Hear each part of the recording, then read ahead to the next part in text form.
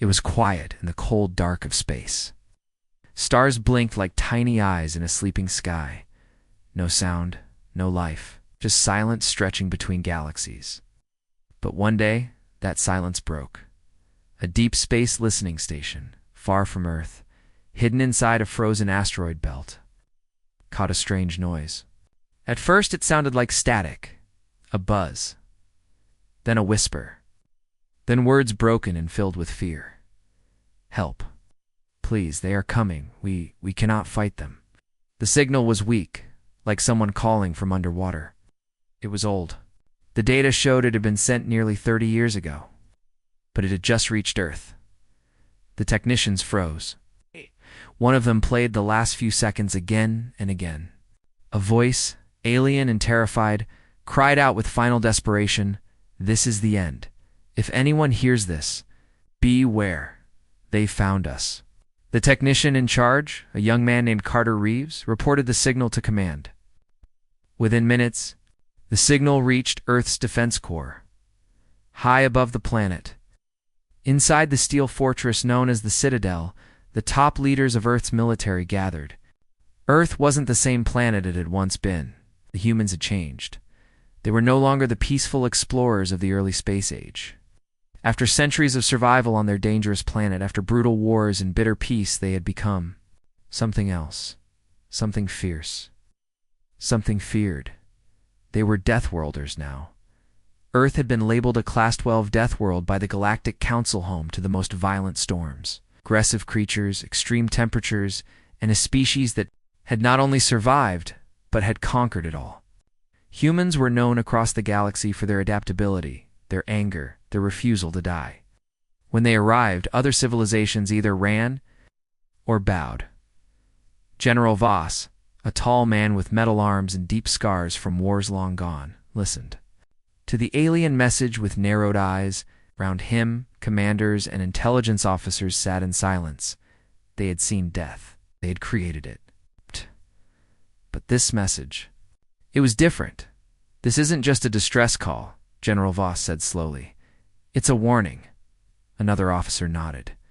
30 years ago, but if the threat is still out there, if those things, whatever they were, are still moving, this could be a trap. Or worse, a spread. They begged for help, said Commander Elon Juno, but they also said beware. Maybe they didn't want us to come. Voss stared at the screen. The alien face was barely visible, distorted, eyes wide, skin bleeding. Behind him, strange shapes moved tall, dark, fast. The image ended with static and screams. Silence filled the Citadel. Then Voss stood up. Prepare. A response fleet? The room didn't move. Sir, someone asked. We are Deathworlders, Voss said. And the galaxy needs to be reminded what that means. Send in the Stormfront Division and the Wraith Squads. No diplomats. That's no warnings. If something out there is hunting civilizations, it's time it learns what real hunters look like. Back at the listening post, Carter Reeves watched as the file was locked down. Military ships began to leave Earth's orbit. Huge black vessels, shaped like daggers, tore through space like thunder. The flag of Earth, a broken chain, and a rising fist shined on every hull. These were not rescue ships. These were not peacekeepers. These were instruments of destruction across the galaxy. In the Ashvinner sector, the ruined world of Kelrith floated like a broken egg in space. Once a shining civilization of science and peace, it was now silent. Buildings shattered, skies black. The surface scarred with strange, deep cuts like the planet itself had been torn open. And at its edge, something dark pulsed slowly, a living shadow. It fed off the silence, until it felt movement, until it felt death coming. The Deathworlders were on their way, inside the flagship Doomspear. Commander Juno stood beside the battle map. Red dots marked their jump points, their target, the source of the signal. But the strange part was, there was no return data, no answer. No trace of the ones who sent the message. The whole system had gone dark. No ships, no life, no sound. Just a ghost. And humans were not afraid of ghosts. Activate all forward weapons. Bring shields to high alert. Prepare boarding teams, Juno ordered. Her voice was calm, cold. Around her trained soldiers in black armor nodded. These were not ordinary men and women. These were death commandos. Survivors of Earth's most brutal combat zones. They didn't run from monsters. They hunted them. Meanwhile, far across space, something ancient stirred. Something that had devoured empires without ever being seen. Something that lived in shadows and silence, feeding off fear and memory. It had forgotten pain, forgotten challenge. But now something was coming. Something loud, something angry. The humans. The first jump came 12 hours after the order. 30 warships arrived at the edge of the Kelrith system. Their arrival was like a scream in the void. Giant engines tore through space. Light bled across the stars. And then silence again. But now, it was the silence before a storm. Back on Earth, Carter Reeves watched from the communications tower. He had listened to the first scream. Now he waited for the second one, the scream of whatever made that alien message when it realized Earth had answered. He didn't know what the Deathworlders would find. But one thing was clear. Someone, somewhere, had begged the galaxy for help, and they had no idea what they had summoned. They didn't get peacekeepers. They got the full force of Earth's most dangerous warriors. They got Deathworlders, and something was about to burn. The fleet of Deathworlders moved through space like a wave of silent fire. 30 ships strong, each one built not for beauty but for domination. Their black holes swallowed light. Their engines left behind trails of charged particles that made nearby asteroids crack and melt, and at their center was the flagship Doomspear, a monster of steel and rage. Commanded by the cold and calculated mind of Commander Aline Juno, she stood on the bridge, hands behind her back, staring at the vast emptiness before them. The Kelrith system was ahead, what was left of it. What used to be a thriving star system had become a graveyard. The star itself was dim, as if half asleep. The planets surrounding it were either shattered or stripped of atmosphere. Nothing moved, no signs of life, no signals, not even basic. Radiation pulses from old satellites. Everything was dead to dead. Begin deep scans, Juno ordered. Voice broke the silence of the bridge. Full spectrum analysis. I want to know what happened here.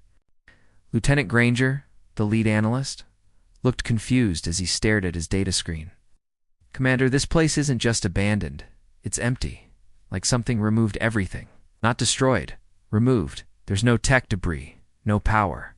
Cores, no biomatter. No metal fragments, even from crashed satellites. Just dust. Juno narrowed her eyes. Something did this on purpose. Something precise. Something hungry. A chill settled over the command crew. Though they had faced pirates, rogue as insectoid warlords, even solar flares that tore cities apart. But this was quiet in a way that felt unnatural. Like the system wasn't just dead. It had been erased. Suddenly, an alert blared on the main screen. A small object no larger than a space pod was floating near the remains of Kelrith's third moon. It had no power signature, no defense systems, but it was shaped like a container, spun slowly as if waiting. Bring it aboard, Juno. Ordered, within 20 minutes, the pod was secured inside Doomspear's sealed hangar bay. A full team of death commandos approached it. Weapons ready. Scanners active. Pod opened on its own. Slowly, a hiss escaped as air, long trapped inside, rushed out. Inside the pod was a body, or what used to be one. It was small, curled up. Bones cracked, skin dried, and paper-thin. It wore a Kelrith science uniform. In its frozen fingers, it clutched a memory core. Commander Juno entered the chamber herself. She took the core and nodded to her team. Back on the bridge, the engineers accessed the data. The files were old, partially corrupted, but one log played perfectly clear. Showed the same alien who sent the original SOSs. Name was Relka, a scientist. His eyes were red from crying, voice shaking. They came without warning. Ships, not armies. Just shadows, blacker than dark. They consumed sound, light, thought. Our weapons passed through them. Our shields failed. We tried to hide. We tried to run. They moved through matter, Through minds, they fed on fear and memory. The recording broke into static. Another video loaded. This one showed Kelrith's capital city in flames. Screams echoed. Buildings fell, but no attackers were visible, just strange movements in the shadows. Shapes that twisted and flickered like smoke underwater.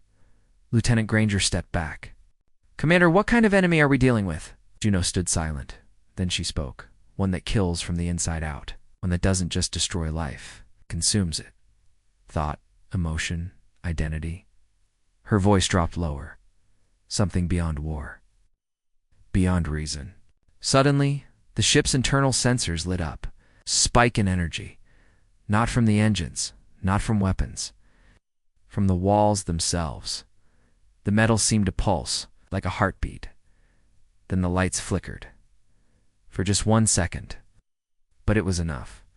One of the bridge crew screamed. She backed away from her console, eyes wide with terror. I saw something," she whispered. "Behind me in the reflection. A shape. It had no face." Juno turned, quarantined the bridge, full lockdown. No one leaves. Doctors arrived. They ran checks. The crew member was physically unharmed, but mentally she was collapsing. Memories missing, fear levels at critical. Her brain showed patterns similar to severe trauma, but nothing had touched her, nothing had spoken to her, and yet something had reached her. A warning sounded again, this time from the outer patrol. Ships. One scout, the Iron Star, had gone silent. Its last message was a single word, repeated 3 times. Inside, inside, inside. When they found the ship, it was intact, but empty. No crew, no damage, no signs of battle.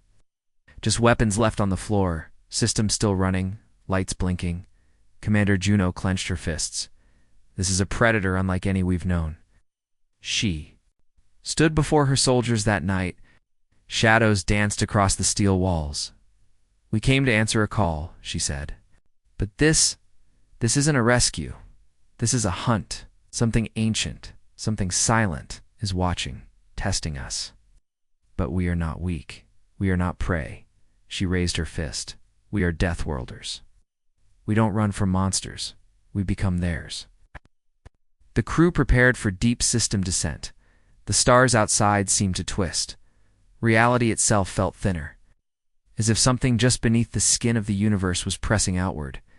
The Deathworlders were ready to face it, but none of them knew the truth yet. The thing they were hunting had already found them, and it was waiting. The fleet moved deeper into the Kelrith system, and everything around them felt wrong. The space itself was quiet, too quiet. No debris fields, no radiation trails, not even the remains of satellites or ancient ruins. It was as if the whole system had been drained, not destroyed. Everything felt hollow. Even light seemed thinner, stretched, like it was being pulled toward something hidden. Inside Doomspear, the air was heavy.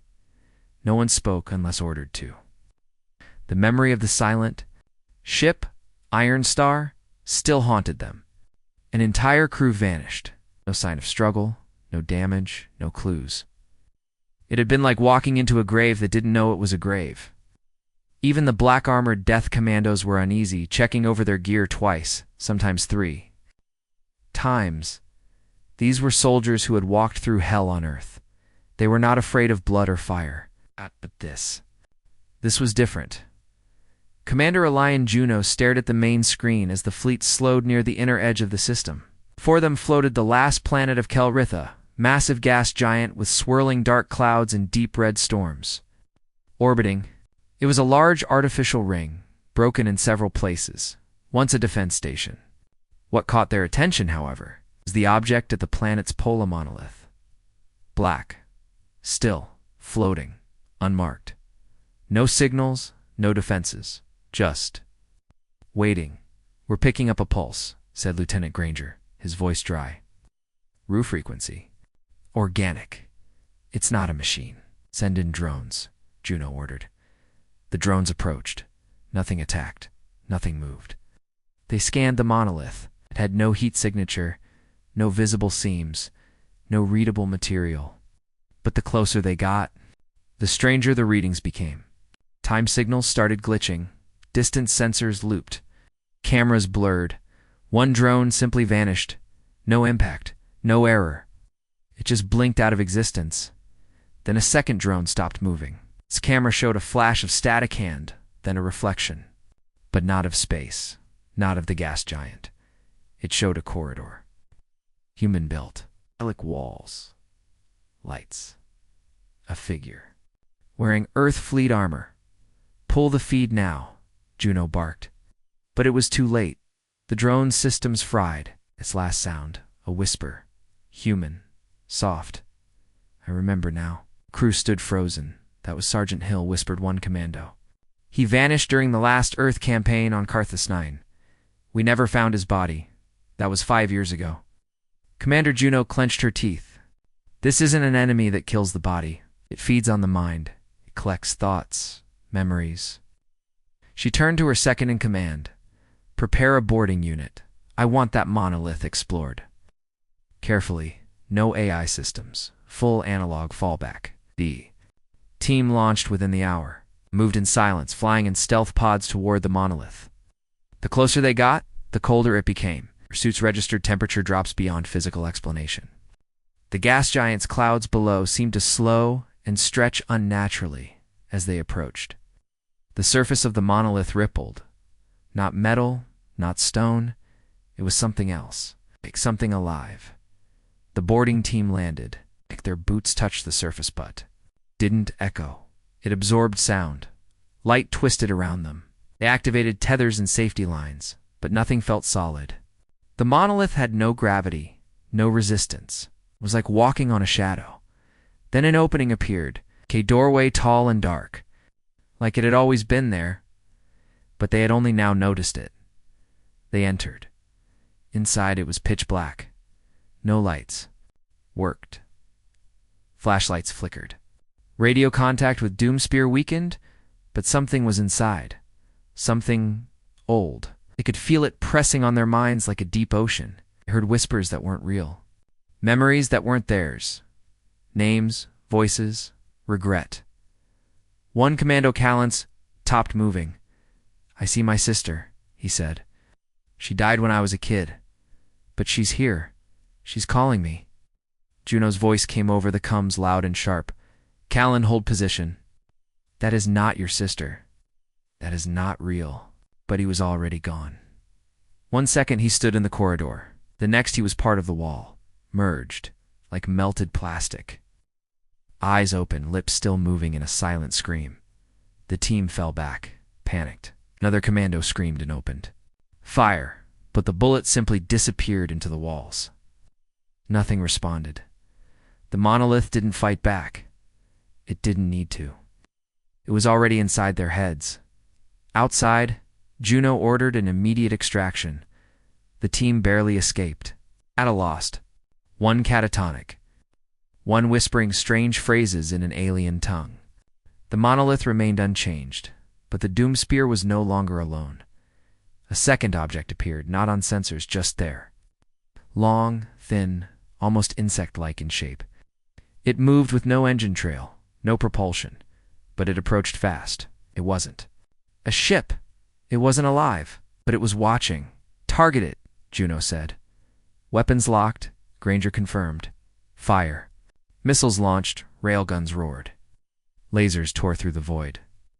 All hit their mark and passed straight through. The object didn't even blink. It moved closer.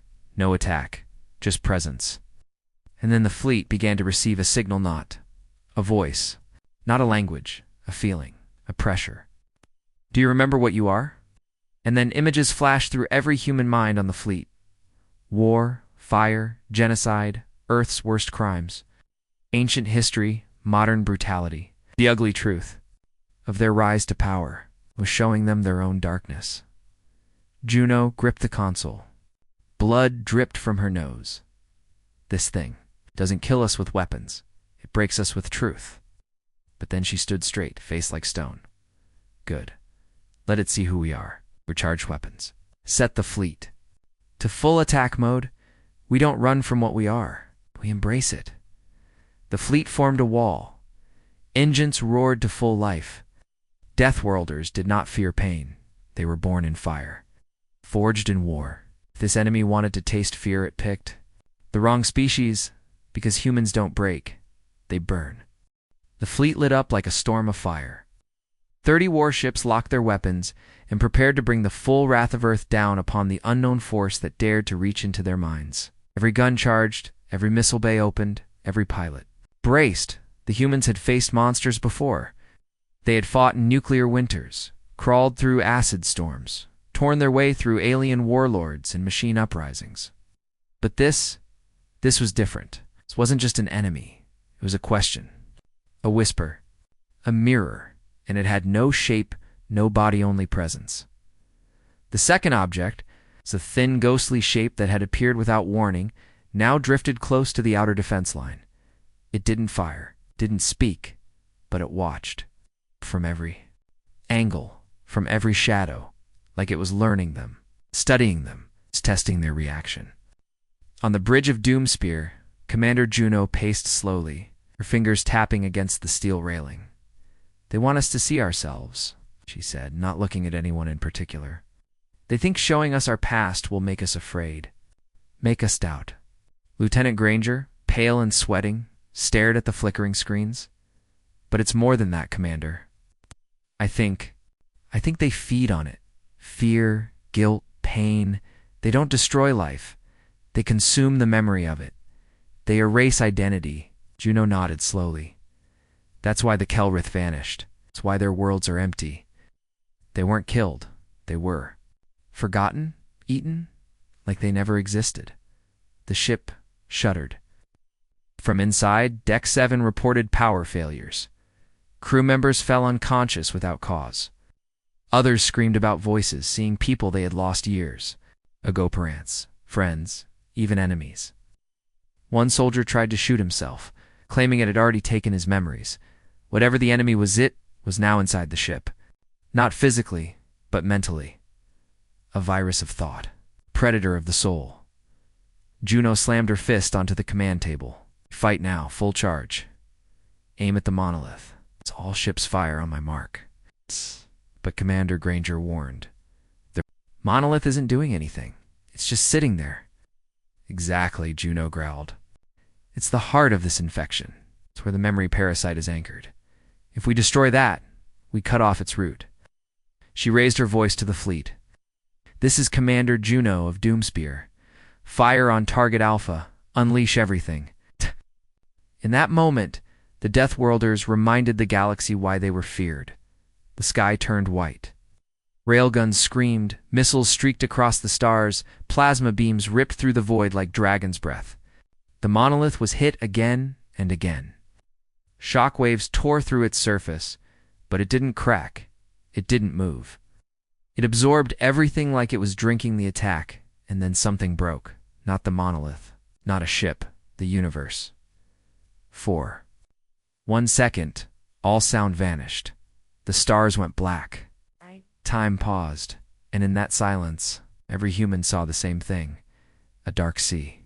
Endless, deep, floating above it, a massive shape. Not a creature, not a machine, but a being made of memory. Its form constantly changed. An old friend, a dying enemy, a lost parent, a child never born. It was all memory, all sorrow, all pain, and it spoke, not in words, in feeling. "You are full, you are heavy. Let us take it from you. Let us make you light." Juno collapsed to one knee. Blood ran from her ears. Images flooded her mind, her childhood, the first soldier she lost, the guilt of survival. She saw herself dying, over and over again. Then she felt it. The thing was trying to take her memories, her identity, her reason to fight, but she did not let go. She stood. "No," she whispered. "You want to erase what we are, but we earned our scars." She activated the final weapon on Doomspear. The Ashkara, forbidden Earth-tech bomb that didn't explode with fire, but with memory. A pulse of human thought, pure, concentrated identity. She looked at Granger. Prepare to fire. He hesitated. Commander. If we detonate that, it could backfire. It could just do it. Across the fleet, backup warnings triggered. But no one stopped. Juno activated the core. A flash of red, then white. Then nothing, and then everything. The pulse hit the monolith. But it didn't break it. It burned through it, for the first time. The enemy screamed, not in sound, but in pain. The thing had never fed on Deathworlders before. It thought their violence made them weak. But it had made a mistake, because inside every human mind was something it didn't expect, fire.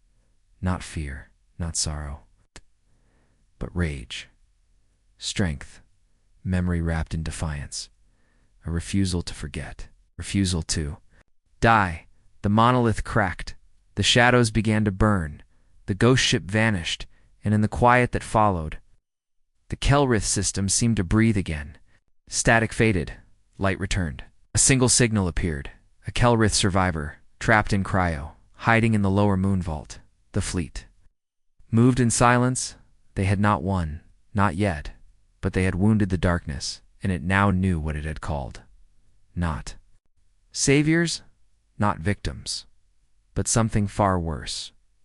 Deathworlders, and they were just getting started. The silence after the Ashcore blast was heavy. No more flickers, no more whispers. The strange shadow ship had vanished. The monolith cracked down its center like a shattered bone. The Kelrith system, long lost to fear, was still dark, but now it was quiet in a different way. Not dead, just breathing again. For the first time in decades, there was no psychic pressure, no unnatural cold. Only the emptiness of space, the real kind, the honest kind, and then a signal, a weak, broken pulse from one of the ruined moons orbiting the gas giant. The transmission was short, simple, a set of coordinates, a life-form code. Cryogenic STASIS Commander. Juno stood at the bridge of Doomspear, eyes locked on the signal. Her voice was low, but certain. That's not bait. It's a survivor. Lieutenant Granger tapped at his console, confirming the biosigns, barely alive. Deep vault. Older tech. No defense grid. I think they were hiding deep underground. It must have been sealed for decades. And let's bring them home, Juno said. The retrieval team launched in under an hour. A specialized squad of death commandos, silent and focused, made their descent to the icy moon known as Kelrith Minor. The surface was cracked, scorched by past bombardments, but beneath the crust, deep below, a hidden bunker still held life.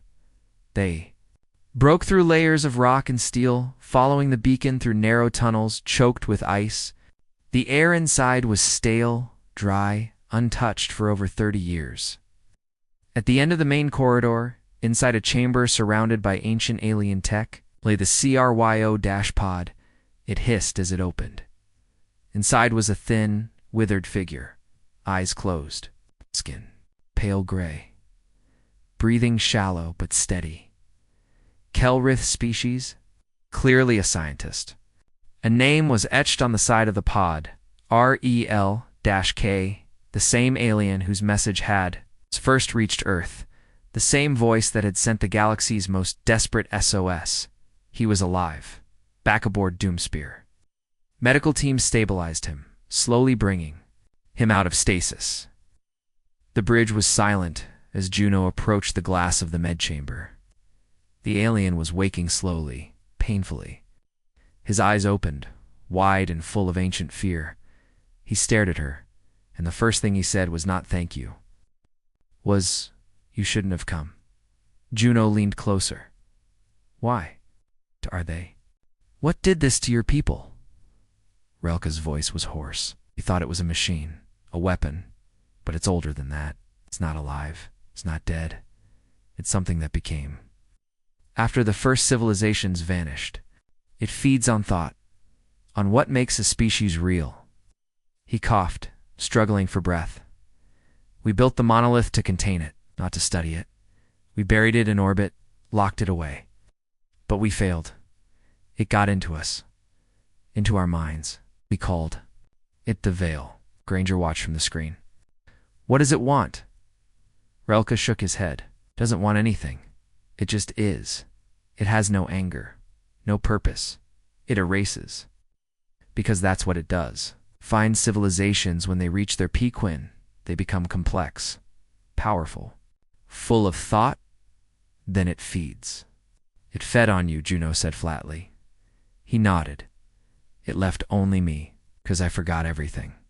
I stripped my own memory before freezing myself. It couldn't take what wasn't there. Juno's eyes narrowed. And now it's met us. Relka looked at her with a strange, haunted sadness. You don't understand. You heard it. Never happened before. It will come back stronger. It has learned fear now. It knows you are different. Juno clenched her fists. Good. Let it know. But Relka's eyes filled with dread. You don't see. Wants to understand you. You fought it with memory identity. That was new. That means it will start to copy you. Granger's face went pale. Copy. Humans. Relka nodded. It will create versions of you, twisted ones, not made of flesh, but made of memory, of your worst fears, your worst selves. Juno's voice was a whisper. Dark reflections. New alarm went off.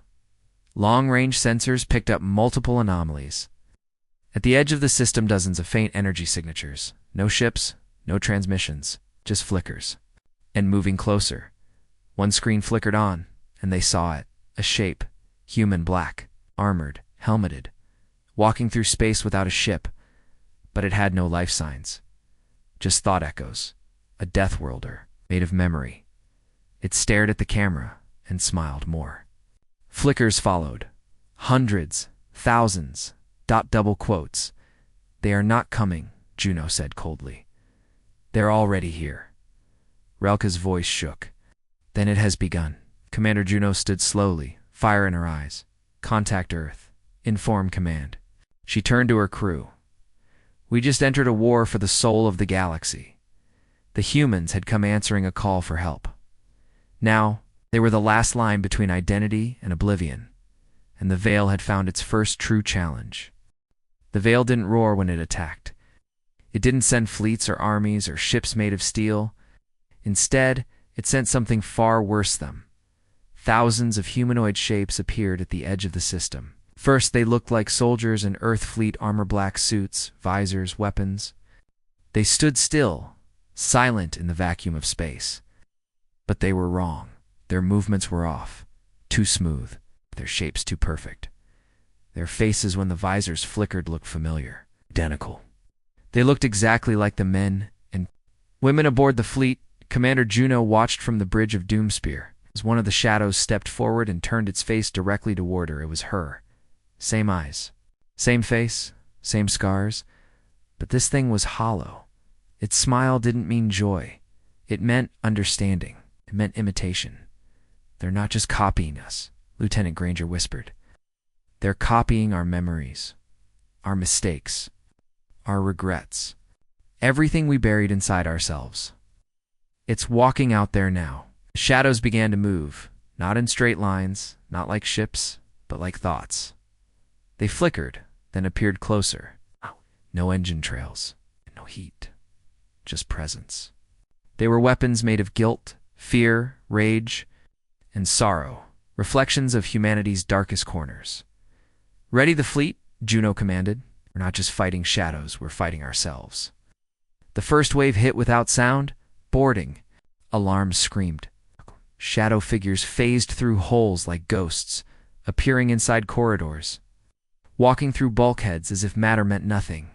Soldiers opened fire, but bullets passed through the figures like they were fogging, till one reached out and touched a Marine. He dropped, screaming, clutching his head. On the cameras, the shadow double stood over him, whispering something soundless. The man convulsed. When he opened his eyes, he wasn't there anymore. Something else was. An internal AI flagged his vitals. Brainwave override. Identity collapse. One touch was all it took. They're not killing us, Juno realized. They're erasing us, she gave the order. Switch to sonic disruptors, EMP pulses. Don't fight them physically, fight them mentally. Jam all emotion-based feedback systems. full thought filters on. Earth's weapons weren't just bullets and lasers, they were ideas sharpened into tools, neural dampeners, thought stabilizers, identity stabilizing fields built for psychic warfare during the Jupiter incursion. Now, those same tools were humanity's only hope. In the corridors of Doomspear, elite death commandos moved in tight units. They fought blind, eyes closed, guided by heat and motion sensors. The shadows tried to whisper lies, fake voices of dead lovers, fallen comrades, lost parents, but the humans ignored it. They were Deathworlders. They had long learned to live with ghosts. One squad leader, Sergeant Velez, activated her identity. Anchor a brutal neural surge that flooded her mind with memories of Earth's storms, of the taste of fire, of the moment her city burned and she chose to fight instead of run. The shadow that reached for her screamed and burst into ash. Velez raised her weapon. You want my pain? Choke on it. Elsewhere in the fleet, the AI systems fought their own battles. The Veil tried to corrupt the nav systems, feeding in false coordinates made from distorted memories of past missions. But Earth's core is hardened by decades of information warfare, countered with brute data, logic versus madness, order versus memory. The battle became chaos. Outside, the sky lit up with invisible weapons, memory charges, pulse bombs, thought breakers. Earth's ships, long designed for psychic conflict, unleashed their most dangerous tools not to kill, but to erase the erasers. And for the first time, the Veil flinched. It had copied humanity's weakness, but it had also copied its rage, its trauma, its grief. And inside the storm of thought and war, the Veil learned something new. Pain inside the monolith ruins. The core of the Veil began to pulse again. Commander Juno saw the energy spike. It's adapting, she said. It's starting to understand what it copied. Then Relka, still weak but alert, spoke from the medbay. No, it's failing. It thought fear was your weakness. But your fear makes you fight. It copied your worst, but now it has your defiance inside it. Your fire, Granger turned. You're saying, we can infect it. Relka nodded. It made copies of you, but they're incomplete. If you push them too far, they'll break. Juno made a decision. Then we push. She ordered every ship to broadcast live memories spikes drew. Painful memories of Earth's survival, every loss, every fire, every moment of agony, but also every moment of resistance. They sent images of burned cities, rebellions, soldiers standing when they had no strength left. Children growing up in war zones, parents carrying their dead and still choosing to live. The shadows paused, they shook, and then they screamed. The entire fleet watched as the thousands of shadow doubles began to distort. Their bodies twisted, cracking like mirrors. Some tried to speak, but their voices were wrong, broken imitations. The Veil couldn't hold their shape anymore. Then came the fire. Ships across the fleet activated. Psychic detonation cores, weapons not made to explode matter, but to explode thought. Pure pulses of identity, slamming outward. The shadows began to burn from the inside out. They didn't bleed. They forgot themselves, one by one. They vanished into static. On the edge of the system, the last flicker of the Veil's presence recoiled. It pulled back, hurt, broken, confused. It didn't understand. The thing it tried to erase had erased it. And then there was nothing. Just space, real, honest space. No whispers, no memories that didn't belong, just silence. But this time, peaceful Juno stood on the bridge watching the darkness. It's not over, she said. That thing isn't gone, just wounded. But now, it knows what it's fighting. Granger looked at her. What now? We find it, she said. Before it finds another voice to answer, it had survived the first wave, but the war for memory, for identity, for the soul of intelligent life had only just begun, and Earth's Deathworlders would be ready. For 3 days the fleet drifted in silence above Kelrith Minor. Ships were repaired. Wounded soldiers were stabilized. Minds shaken and cracked were patched with neural stabilizers in quiet time. but the scars left by the veil ran deep. Not every wound bled. Some hid inside thoughts waiting to surface later, but the Deathworlders didn't stop. They never did. Commander Juno stood alone on the command deck of Doomspear, eyes locked on a star map of the surrounding sectors. It wasn't just about surviving now. They had touched something ancient, something that shouldn't exist. A creature without a face, without a body, that lived by erasing others, and it had learned fear. For the first time in its history, the veil had retreated, but not far. "We traced it," Granger said, stepping up beside her. He pointed to a distant, empty section of space on the map. "Here, there's no star system, no colonies, just a dead zone never charted, never visited. You would have never looked at it twice. But the energy readings from the monolith fragments are pointing right to it. That's where it ran." Juno studied the coordinates. The zone was outside the galactic archive, beyond the last known trade lanes, a place even pirates avoided. She tapped her fingers slowly on the steel console. "Get us there," she said. "We finished this."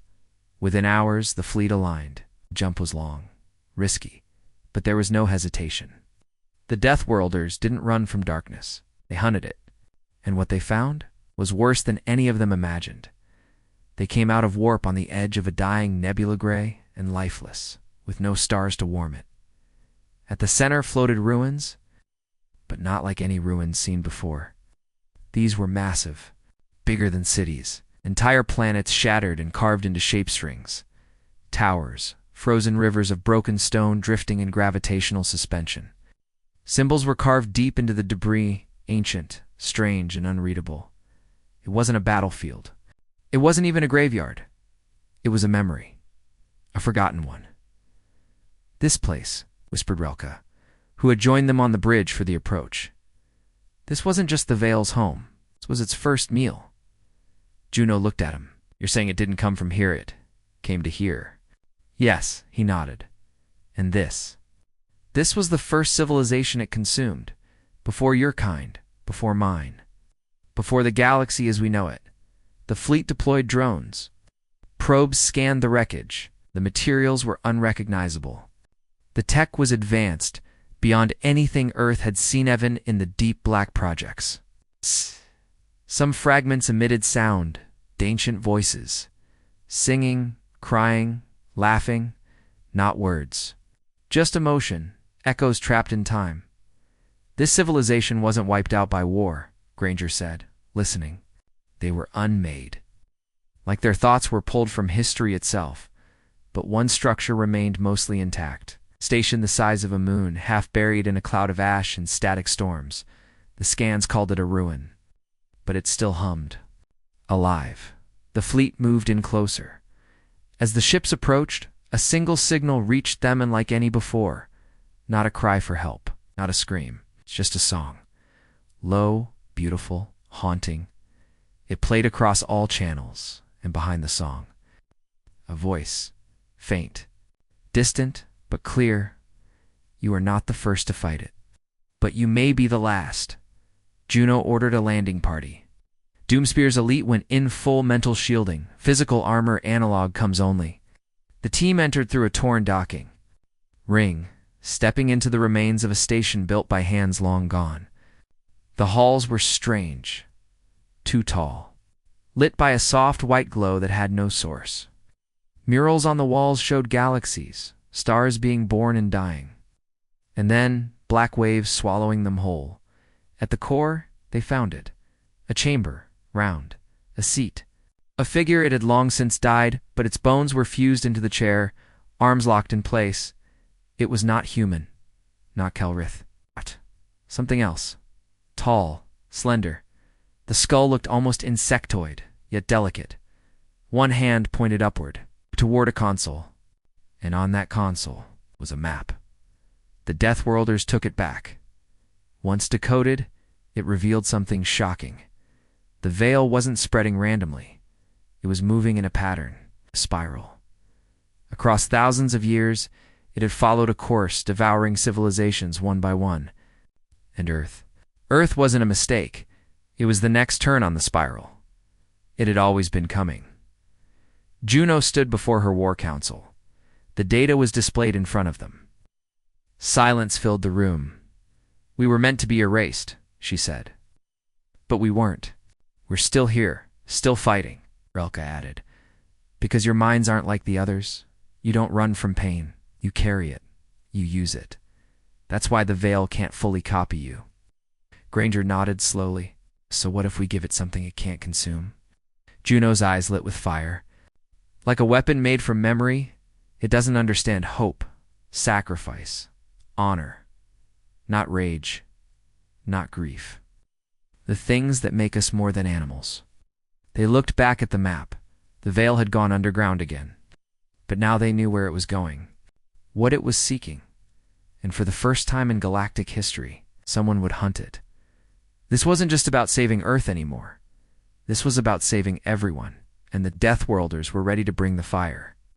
They called it the Spiral's End, a region beyond known space, where stars vanished and time warped. According to the ancient map recovered from the first erased civilization, this was where the veil had gone to heal to grow. It was the center of the spiral, the origin of its hunger, and the place where everything it had consumed still echoed in silence. And now, the Deathworlders were going there. Commander-aligned Juno stood at the front of Earth's greatest warfleet, 60 ships. Rebuilt, reforged, and loaded with weapons no other species dared to use. Some were experimental, some were outlawed, some were barely understood. But all of them had one thing in common. They were made by humans, by survivors, by creatures who had never let go of their pain, never let go of each other. Lieutenant Granger finished the briefing. "This is it. We jump in and deploy the echo bomb. It doesn't kill, reflects. Every memory, every moment, every choice made by every human in this fleet, all at once. If the veil tries to consume us, it'll have to consume everything we are." Juno nodded. "And if it can't, then it burns." The jump was hard. Space tore and twisted. A few crew members passed out. Others screamed in their sleep. For a moment it felt like they were traveling through mines instead of stars. Then they arrived. The spiral's end wasn't empty. It was full to full. Floating debris, shattered megastructures, orbiting bones of planets and species. Long gone. But worse than the destruction were the faces reflected in the void. Hovering in the black like memories trapped in mirrors were the people the veil had taken, not bodies, not spirits, just thoughts. Frozen, looping, whispering things no one could understand. And at the center, it waited. The veil was no longer hiding. It had shape now. A sphere the size of a moon made of pure black shimmer. Its surface moved like smoke underwater. Every few seconds, it pulsed in that pulse you could feel the thoughts inside. It trying to escape, the fleet surrounded it, and the veil spoke, not in words, not in sound, but in sorrow. It sent visions into the minds of every soldier. Visions of burning cities, of failing, of losing comrades, of being too late to save someone. It didn't threaten, it asked. Why suffer? Why remember? Go. Commander Juno stared at it, and then she gave the order. Launch the echo bomb. The device flew forwards, small, unremarkable, silver. It reached the center of the formation and stopped. It began to spin, and then it unfolded. Not in matter, but in memory. A wave of human life erupted across the system. Laughter, screams, songs, war cries, hugs, betrayals, victory, loss, hope. The veil recoiled. Its perfect silence shattered as billions of emotions slammed into it all at once. It tried to consume them, but every time it did, the memory fought back. Each one was too sharp, too deep, too human. Not just pain, but the refusal to be defined by it. It shook, it cracked, and from inside it, the reflected humans began to break. The shadow versions of Earth's soldiers, perfect imitations, shattered into static and screams. The veil tried one last trick. It spoke for real this time, using Juno's voice. You will become us. You cannot survive forever. One day, even, Your kind will beg to forget. Juno stepped forward. Her voice was steady. We don't beg, we burn. She pressed the final trigger, and the fleet fired everything. Weapons built from sound, memory, light, and willpower. Cannons that tore through thought. Missiles coded with human first words. Lasers charged by the heat of Earth's deserts. All of it was focused on the thing that had erased billions. The veil screamed, and then it was gone. Not exploded, not erased, overwritten in its place. Only silence remained. Real silence. The kind born after a storm. Later, as the fleet drifted in. The calm that followed. Granger approached Juno. Did we win? He asked. She looked out at the stars we remembered. And for humanity, that was enough.